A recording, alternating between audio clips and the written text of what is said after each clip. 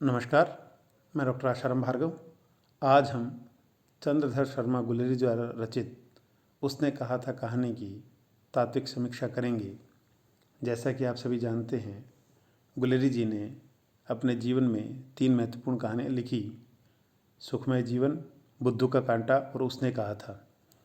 सुखमय जीवन 1911 में रची गई कहानी है, तो उसने कहा था कि रचना 1915 में की गई थी। बुद्धू का कांटा कहानी का रचना काल अज्ञात है। विद्वानों के अनुसार 1911 से 1915 के बीच का कालखंड ही इस कहानी का रचना का समय माना जा सकता है। जैसा कि आप सभी जानते हैं, गुलेरी जी इन 3 कहानियों के माध्यम से ही हिंदी कहानी जगत में अपना महत्वपूर्ण स्थान निश्चित कर पाए। इसमें से भी उसने कहा था कहानी एक महत्वपूर्ण कहानी है, सर्वाधिक उल्लेखनीय कहानी है। आज 100 वर्ष होने के बावजूद भी इस कहानी का अपना महत्व है।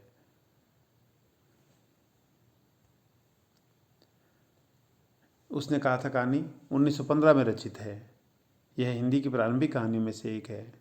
जैसा कि आप सभी जानते हैं, हिंदी की प्रारंभिक कहानियों में इंशाअल्लाह खां की रानी केतकी कहानी को हिंदी की पहली कहानी माना जाता है। लेकिन कुछ विद्वान एक टोकरी भर मिट्टी, 11 वर्ष का समय, दुलाई वाली आदि अनेक कहानियों को हिंदी की पहली कहानी की श्रेणी में शामिल करते हैं। जहाँ तक कालक्रम का प्रश्न है, इंशाअल्लाह खान की रानी केतकी कहानी हिंदी की पहली कहानी है, लेकिन रचना दृष्टि, कहानी कला, तकनीक, मौलिकता, आधुनिकता आदि गुणों के आधार पर देखा जाए तो हिंदी की पहली कहानी को लेकर विद्वानों में पर्याप्त मतभेद है और विद्वानों ने अपनी अपनी दृष्टि से अलग अलग कहानियों को हिंदी की पहली कहानी माना है। कुछ विद्वानों के अनुसार उसने कहा था अपने ढंग की पहली मौलिक कहानी है और ये आधुनिक कहानी है, इसे हिंदी की पहली कहानी माना जा सकता है। इस प्रकार हम देखते हैं विद्वानों ने उसने कहा था कहानी को हिंदी कहानी साहित्य में महत्वपूर्ण स्थान दिया है। आज 105 वर्ष के बावजूद यह कहानी हिंदी कहानी जगत में अपना महत्वपूर्ण स्थान रखती है। यह कहानी प्रेम और वचन से बंधकर बलिदान और प्राण त्याग की कहानी है। लैना सिंह नाम का व्यक्ति अपने वचन से बंधकर अपने बलिदान देता है, प्राण त्याग तक करता है। यह कहानी आकर्षण से शुरू होकर बलिदान पर अंत की कहानी है। एक अमृतसर के बाजार के 12 वर्ष के लड़के और 8 वर्ष की लड़की के आकर्षण से शुरू होती है कहानी और इसका अंत उस लड़की के कहे हुए शब्दों पर प्राण त्याग से होता है। यह कहानी युद्ध की पृष्ठभूमि पर आधारित कहानी है और इस कहानी में पहली बार फ्लैशबैक तकनीक का प्रयोग किया गया। फ्लैशबैक तकनीक वह तकनीक है जिसके माध्यम से व्यक्ति अपने पूर्व की घटनाओं को याद करता है और उस पूर्व की घटनाएं उसे दिखाई देने लगती है। हिंदी कहानी जगत में यह तकनीक पहली बार उसने कहा था कहानी में ही प्रयुक्त की गई थी और उसके बाद हिंदी कहानी में अनेक रचनाकारों ने इस तकनीक का प्रयोग किया और आज तक यह तकनीक हिंदी कहानी में प्रयुक्त की जा रही है। इस दृष्टि से भी हम देखते हैं कि उसने कहा था कहानी एक महत्वपूर्ण कहानी थी जिसमें इस तकनीक का प्रयोग किया गया। उसने कहा था कहानी की तात्विक समीक्षा के अंतर्गत इसके कथानक और विषय वस्तु पर चर्चा करते समय हम ये पाते हैं कि इस कहानी का कथानक इस प्रकार है। इस कहानी का मुख्य पात्र लहना सिंह है, जो कि माझे का सिख है। माझा एक क्षेत्र का नाम है। यह कहानी विश्व युद्ध की कहानी है। ब्रिटेन और जर्मनी का युद्ध चल रहा है और जर्मनी के विरुद्ध सिख राइफल्स के सैनिक फ्रांस और बेल्जियम भेजे जाते हैं। जैसा कि आप सभी जानते हैं, इस कहानी के रचना काल के समय भारत पराधीन था और भारत की सेना ब्रिटेन के नेतृत्व में ही युद्ध करती थी। यही कारण था कि जर्मनी के विरुद्ध सिख राइफल्स के सैनिक फ्रांस और बेल्जियम भेजे गए थे और वहाँ लहना सिंह जो जमादार है वो अंग्रेज़ लेफ्टिनेंट के नेतृत्व में युद्ध करता है।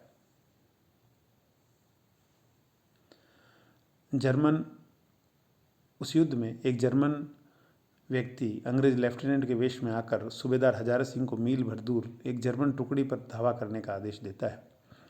वहाँ एक जर्मन व्यक्ति है, सैनिक है, जो अंग्रेज लेफ्टिनेंट जिसके नेतृत्व में सूबेदार हजारा सिंह और जमादार लहना सिंह लड़ते हैं, उनको आदेश देता है सूबेदार हजारा सिंह को कि मील भर दूर जाकर एक जर्मन टुकड़ी पर धावा करो और 10 सैनिक यहीं छोड़कर शेष सैनिकों को लेकर वहाँ चले जाओ।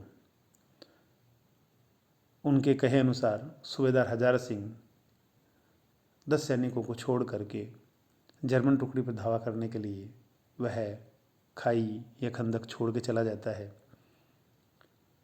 उसे ये भ्रम होता है कि यह अंग्रेज लेफ्टिनेंट ही है। लहना सिंह, बोधा सिंह और कुछ सैनिक वहीं रह जाते हैं और बाकी सूबेदार हजारा सिंह वहाँ से टुकड़ी लेकर चला जाता है। लेफ्टिनेंट ने लहना सिंह से पूछा, सिगरेट पियोगे? लहना सिंह समझ गया कि यह उनका अंग्रेज लेफ्टिनेंट नहीं है, उसके स्थान पर कोई जर्मन वेश बदल कर आया है। यहाँ लहना सिंह की चालाकी या चतुरता सामने आती है। लेफ्टिनेंट, जिसे लप्टन साहब भी कहता है लहना सिंह, लेफ्टिनेंट ने लहना सिंह से पूछा, सिगरेट पियोगे? तो लहना सिंह समझ गया। लहना सिंह इसलिए समझ गया क्योंकि अंग्रेज लेफ्टिनेंट जानता है कि सरदार या सिख सिगरेट नहीं पीते, जबकि इस जर्मन लेफ्टिनेंट ने लहना सिंह से पूछा, सिगरेट पियोगे? इसके साथ साथ लहना सिंह ने बातों ही बातों में उस अंग्रेज लेफ्टिनेंट से उनकी असलियत निकलवा ली। उन्होंने उससे कहा कि नील गाय के 2 फुट 4 इंच के सींग होते हैं और मुस्लिम खानसामा मूर्ति पर पानी चढ़ाता है। इस तरह की बातें करके उसने उस जर्मन की असलियत को समझ लिया, क्योंकि जर्मन सैनिक या लेफ्टिनेंट यह नहीं जानता था कि नीलगाय के सींग इतने लंबे नहीं होते और ना ही कोई खानसामा मूर्ति पर पानी चढ़ाता है, मुस्लिम खानसामा देवताओं की मूर्ति पर पानी चढ़ाता है। तो इस दृष्टि से लहना सिंह समझ गया कि यह उनका अंग्रेज लेफ्टिनेंट नहीं है, उसके स्थान पर कोई और जर्मन वेश बदल कर आया है। लहना सिंह उसकी चाल समझ जाता है और जैसे ही लहना सिंह उसकी चाल समझता है, वह वजीर सिंह जो उसके साथ रह गया था उसको सारी बात समझाकर सूबेदार के पीछे भेजता है। वह वजीर सिंह सूबेदार के पास जाता है और सूबेदार और सैनिक सकुशल लौट आते हैं। अब जर्मन सैनिकों पर दोनों ओर से धावा होता है। इस समय वो जर्मन जो लहना सिंह और जो हैं उनकी खाई में बम लगा रहा होता है और लहना सिंह उसको पीछे से वार करके घायल कर देता है और पीछे से सूबेदार और उसके सैनिक वापस लौट आते हैं। इस प्रकार दोनों तरफ से जर्मन सैनिक घिर जाते हैं और सारे जर्मन मारे जाते हैं। इन जर्मनों के मारे जाने के साथ लहना सिंह भी घायल होता है, उसके पैर में गोली लगती है। फिर युद्ध में फंसलियों में भी उसके गहरा घाव आता है। लहना सिंह सूबेदार हजारा सिंह और उसके बेटे बोधा सिंह को बीमार लोगों गाड़ी में भेज देता है, जबकि स्वयं नहीं जाता। लहना सिंह रवाना होते सूबेदार हजारा सिंह से कहता है कि सूबेदारनी से कहना कि मुझसे जो उन्होंने कहा था वह मैंने कर दिया। यह महत्वपूर्ण यह है कि लहना सिंह सूबेदारनी के कहने पर अपने प्राण त्यागता है। सूबेदारनी ने यह नहीं कहा कि प्राण त्यागना, सूबेदारनी ने यह कहा था कि तुम्हारे साथ मेरे पति सूबेदार हजारा सिंह और उसके बेटे बोधा सिंह की रक्षा करना। और लहना सिंह इन दोनों की रक्षा करता है। ये केवल रक्षा ही नहीं है, बल्कि लहना सिंह सर्दी से काँप रहे बोधा सिंह को अपने कपड़े भी दे देता है, जबकि खुद ठंड मर रहा होता है। उसकी रात की ड्यूटी भी खुद करता है।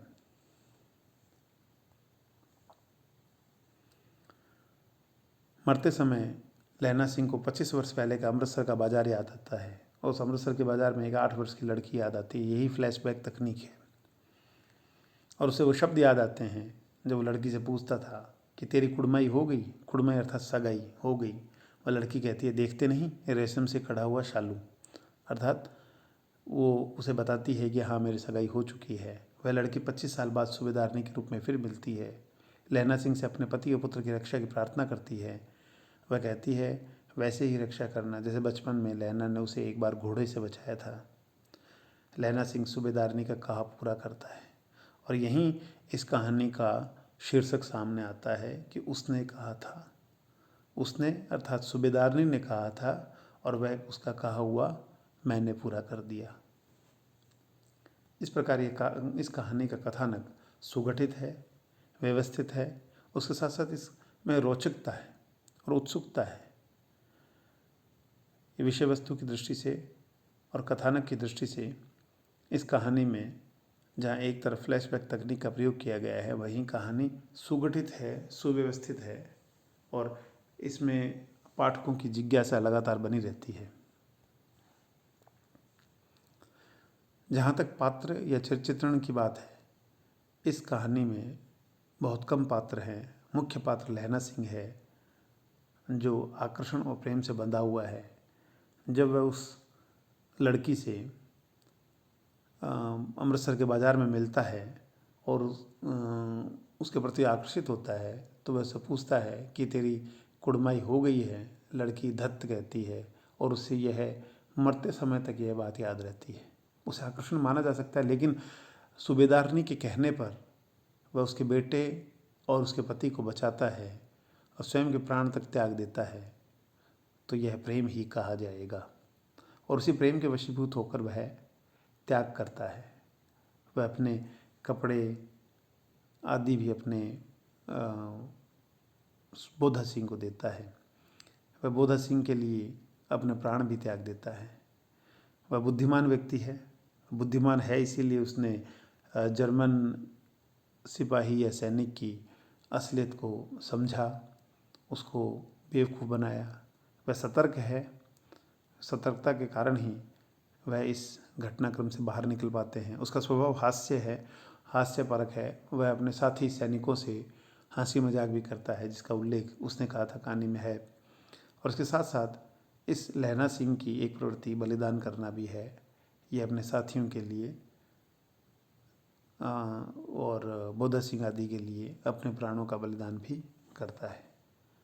लहना सिंह के साथ इस कहानी के अन्य पात्रों में सूबेदारनी है।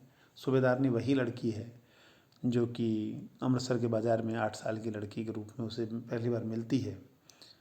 उस सूबेदारनी का पति सूबेदार हजारा सिंह है, जिसके नेतृत्व में वह फौज लड़ती है। और यही सूबेदार हजारा सिंह और उसके बेटे बोधा सिंह, जो सूबेदारनी और हजारा सिंह की का बेटा है, उसकी रक्षा के लिए लहना सिंह अपने प्राण त्यागता है। और इस कहानी में एक पात्र वजीरा सिंह भी है या वजीर सिंह भी है। यह पात्र एक सैनिक है जिससे लहना सिंह अपने मन की बात करता है। इस प्रकार इस कहानी के पात्र संख्या सीमित है। पात्र सामान्य पात्र है और विषयानुकूल पात्र है। जैसे कहानी की रचना की गई, उस कहानी के अनुकूल ही पात्रों की सर्जना की गई है। कोई भी अतिरिक्त पात्र नज़र नहीं आता। युद्ध की पृष्ठभूमि पर लिखी गई कहानी है तो स्वाभाविक है सैनिक हैं, लेफ्टिनेंट है और प्रेम कथा का पुट है, इसलिए सूबेदारनी भी इस कहानी के पात्रों में से है। पात्र के बाद तात्विक समीक्षा के अंतर्गत तीसरा महत्वपूर्ण तत्व है संवाद। संवाद कथा विकास में सहायक है, बोझिल संवाद नहीं है। कहीं भी इस कहानी के संवादों से यह महसूस नहीं होता कि कहानी उलझ रही है, बोझिल हो रही है। साथ साथ संवाद पात्रानुकूल है। जैसे पात्र हैं उनके अनुसार ही उनके संवाद है। जैसे अंग्रेजी लेफ्टिनेंट की भाषा, जर्मन लेफ्टिनेंट की भाषा अलग है और लहना सिंह की भाषा अलग है। लहना सिंह आदि भारतीय सैनिक लेफ्टिनेंट को लेफ्टन साहब भी बोलते हैं। इस दृष्टि से उनकी भाषा और संवाद पात्रानुकूल है। संक्षिप्त संवादों का प्रयोग किया गया है और संवाद नाटकीयता से युक्त है। लेखक ने नाटकीयता का चित्रण भी किया है। लहना सिंह पूछता है, अमृतसर के बाज़ार में वह 12 वर्ष का लड़का और वह 8 साल की लड़की, उनकी आपसी वार्तालाप महत्वपूर्ण है। लहना सिंह कहता है, तेरा घर कहाँ है? लड़की कहती है मगरे में। और तेरा? वह कहता है माझे में। यहाँ कहाँ रहती है? लड़की कहती है अतर सिंह की बैठक में, वहाँ मेरे मामा होते हैं। मैं भी मामा के घर आया हूँ, उनका घर गुरु बाजार में है। इस प्रकार देखते हैं कि संवाद संक्षिप्त है और कथा को बढ़ाने वाले हैं।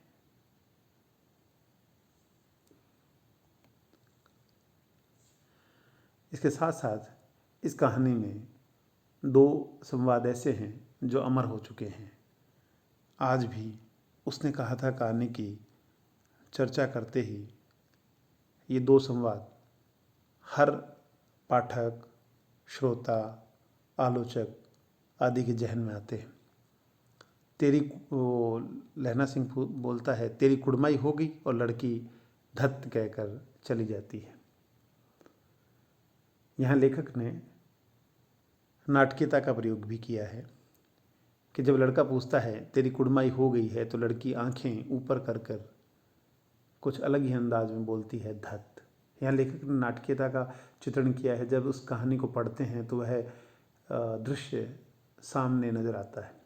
इसके साथ साथ 3-4 दिन बाद पूछते हुए वह यही सवाल पूछता है तेरी कुड़माई होगी, तेरी कुड़माई होगी। एक दिन वह पूछता है तेरी कुड़माई हो गई? लड़की कहती है हाँ हो गई। फिर लहना सिंह पूछता है कब? कल। देखते नहीं ये रेशम से कढ़ा हुआ शालू? और वह जैसे ही रेशम से कढ़ा हुआ शालू दिखाती है तो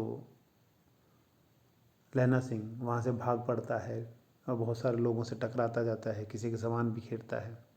और अंत समय जिस समय वह मरने वाला होता है तो उस समय याद करता है, तब उसे यही पंक्ति कि कल देखते नहीं है रेशम से कढ़ा हुआ शालू, वह दुखी होता है। वह समझ नहीं पाता वह दुखी क्यों हो रहा है। कहीं ना कहीं उसके अंतर्मन में प्रेम स्पष्ट प्रतीत होता है। इसके साथ साथ यह वह तत्व है जिसके कारण वह अपने प्राण त्याग देता है। सूबेदारनी कहती है कि एक दिन तांगे वाले का घोड़ा दही वाले की दुकान के पास बिगड़ गया, तुमने उस दिन मेरे प्राण बचाए थे। आप घोड़ों की लातों पर चले गए थे, ऐसे ही उन दोनों को बचाना। इन दोनों अर्थात सूबेदारनी का पति सूबेदार हजारा सिंह और बेटा बोधा सिंह, ये दोनों युद्ध में वहाँ जा रहे हैं और सूबेदारनी चाहती है कि इन दोनों के भी प्राण लहना सिंह बचाए। वह उसे याद दिलाती है कि तुमने ही मुझे घोड़े से बचाया था।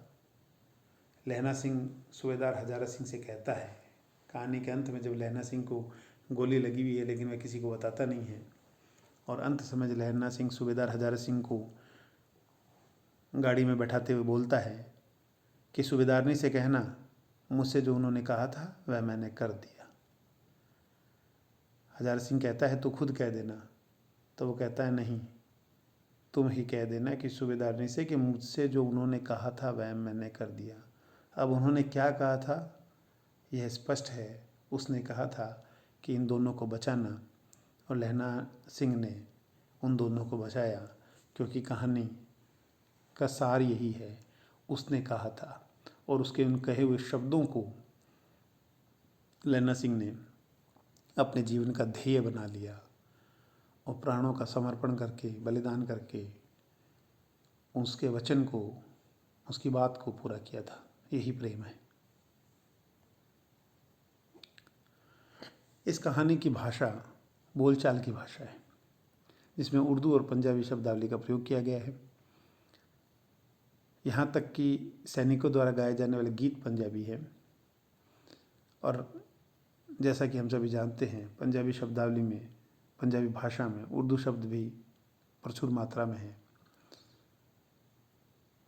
मुहावरे भी इस कहानी में प्रयुक्त किए गए हैं और एक दृश्य दिखाया जाता है जिससे अमृतसर की भाषा स्पष्ट होती है। अमृतसर के इक्के वाले की भाषा तमीज़ की भाषा है। वह बोलता है बादशाह, खालसा जी, लाला जी, और किसी वृद्ध महिला जो रास्ते से कहने पर भी नहीं हट पाती, वो इक्के तांगे वाला बोलता है जीणे जोगी कर्मा वाली पुत्ता वाली, अर्थात जीने तेरी लंबी उम्र हो हे कर्मों वाली, हे पुत्रों वाली।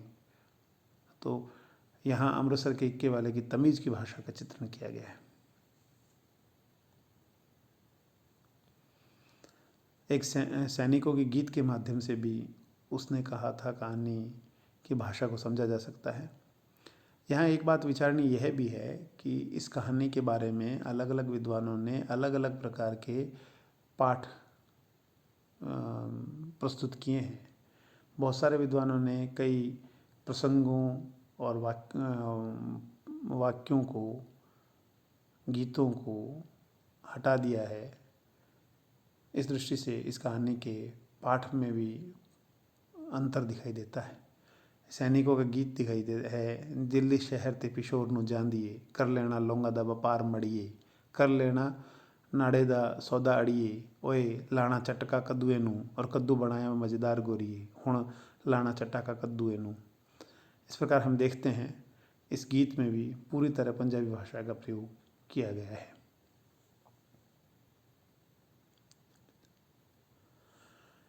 इस कहानी की तात्विक समीक्षा के अंतर्गत देश काल परिस्थिति को भी बेहतर ढंग से समझा जा सकता है। जहाँ एक तरफ भारत के, पंजाब के, अमृतसर के बाज़ार का चित्रण है, उस बाज़ार में तांगे वाले की भाषा का चित्रण है। उस लड़की के कहने के बाद भागते समय जिन लोगों से वह टकराता है, उन लोगों के माध्यम से उस परिवेश को सामने लाने की कोशिश की गई है। तो इस दृष्टि से हम देखते हैं कि अमृतसर के बाज़ार के चित्रण के माध्यम से उस समय के देश, काल और परिस्थिति को स्पष्ट किया गया है। उस प्रेम संवाद के माध्यम से भाषा को स्पष्ट किया गया। वहीं दूसरी तरफ विश्व युद्ध के माध्यम से विदेशी पृष्ठभूमि का भी चित्रण किया गया है। ब्रिटिश सेना की ओर से भारतीय सैनिक फ्रांस में जाते हैं, उसका चित्रण किया गया, किस प्रकार वहाँ पर ठंड है और उस ठंड के लिए कटकटाते उस दांतों के लिए बाण भट्ट का उल्लेख करके लेखक ने जिस प्रकार अपनी विद्वता का चित्रण किया है और देश काल परिस्थिति को स्पष्ट किया है, इसके साथ साथ जर्मनी से युद्ध का भी चित्रण किया है। इस प्रकार हम देखते हैं देश काल परिस्थिति के अनुसार इस कहानी में दो परिस्थितियाँ सामने आती हैं, दो देश काल सामने आते हैं। पहला भारत के अमृतसर का और दूसरा फ्रांस के, जहाँ पर ठंड पड़ रही है और जहाँ भारतीय सैनिक युद्ध करने गए हुए हैं। और उस देश काल परिस्थिति के अनुसार ही उन्होंने भाषा आदि का चित्रण किया है। इस कहानी के उद्देश्यों के अंतर्गत यह माना जा सकता है कि लेखक ने उस समय इस कहानी को जिस उद्देश्य से रचा था, उसमें उनका पहला लक्ष्य अमृतसर के जीवन का चित्रण करना था, अमृतसर के लोगों की भाषा का चित्रण करना था। उन्होंने प्रारंभ में ही कहा कि अन्य प्रदेशों में, अन्य क्षेत्रों में जहाँ इक्के तांगे वाले की भाषा कर्कश हो सकती है, गाली गलौज युक्त हो सकती है, वहीं अमृतसर के बाज़ार में इक्के वाले की भाषा एकदम तमीज़ वाली भाषा है। इसके साथ साथ उन्होंने भारतीय सैनिकों की वीरता और त्याग का चित्रण किया है, चाहे प्रेम के माध्यम से ही क्यों न हो। लहना सिंह त्याग करता है और यहाँ भारतीय सैनिकों की वीरता दिखाई गई है। चूँकि हम सभी जानते हैं जिस समय इस कहानी की रचना की गई थी, उस समय भारत अंग्रेजों का गुलाम था और इस कारण भारतीय सैनिक ब्रिटिश सेना की तरफ से लड़ते थे और भारतीय सैनिकों की वीरता को देखते हुए भी उन्हें भारत से बाहर युद्ध में भेजा जाता था। और इस कहानी में उन सैनिकों की वीरता स्पष्ट दिखाई देती है। लहना सिंह को घाव लगने के बाद भी युद्ध लड़ता है। अन्य भारतीय सैनिक भी अपनी वीरता प्रदर्शित करते हैं। इस कहानी में वचनबद्धता को दिखाया गया है कि किस प्रकार व्यक्ति वचन के कारण अपने प्राण त्याग कर देता है। जिससे वचन लिया है, जिसको वचन दिया है, जिसके प्रति वचन दिया गया है, उसकी वचनबद्धता का निर्वहन करना, उस निर्वहन करते हुए दिखाना इस कहानी का एक उद्देश्य है। यह कहानी समग्र रूप से प्रेम कहानी कही जा सकती है, जिसमें हृदय के किसी कोने में प्रेम की संवेदनाएं थी और उन संवेदनाओं के कारण ही लहना सिंह त्याग करता है। इस प्रकार हम देखते हैं कि आज से 105 वर्ष पहले लिखी गई इस कहानी की महत्ता अपने आप में हिंदी कहानी जगत के लिए अभूतपूर्व थी। ये कहानी इतनी महत्वपूर्ण कहानी थी कि इन 100 साल में भी इसने अपनी महत्ता सिद्ध कर रखी है, अपनी भूमिका स्पष्ट कर रखी है। धन्यवाद।